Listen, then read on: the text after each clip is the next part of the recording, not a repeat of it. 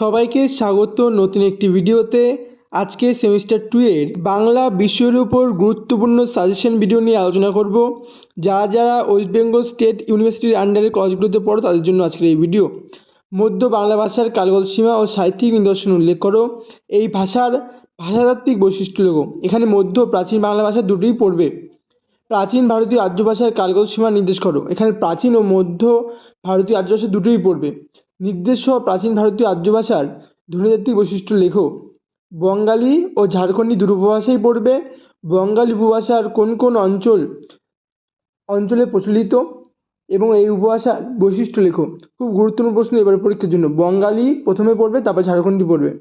কামরূপী উপভাষা কোন কোন অঞ্চলে প্রচলিত, এর ধ্বনিতাত্ত্বিক বৈশিষ্ট্য আলোচনা করো।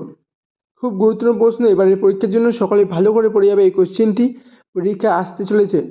রাঢ়ী উপভাষা কোন কোন অঞ্চলে প্রচলিত, এই উপভাষার ধ্বনিতাত্ত্বিক ও রূপতাত্ত্বিক বৈশিষ্ট্য আলোচনা করো। খুব গুরুত্বপূর্ণ প্রশ্ন এবারে পরীক্ষার জন্য।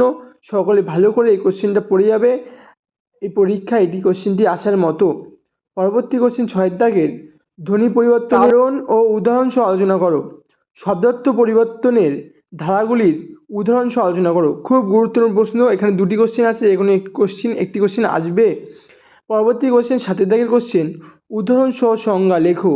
অর্থবিনতি, অপিনিহিতি, স্বরসঙ্গীতি, লোক নিরুক্তি, অর্থ সংকোচ, অর্থ সংক্রম, এই কটি কোশ্চেন পড়বে।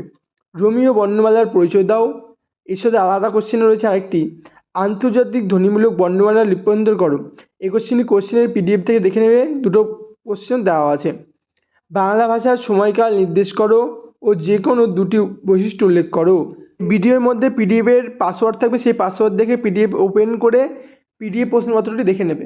উক্ত বর্ণগুলির আইপিএ চিহ্ন লেখো। পরীক্ষায় এই কোশ্চেনটি আসবেই। এখানে অনেকগুলো ওয়ার্ড আছে, তার মধ্যে কিছু 5টি আসবে। পরবর্তী কোশ্চেন কামরূপী উপভাষার 5টি বৈশিষ্ট্য লেখো।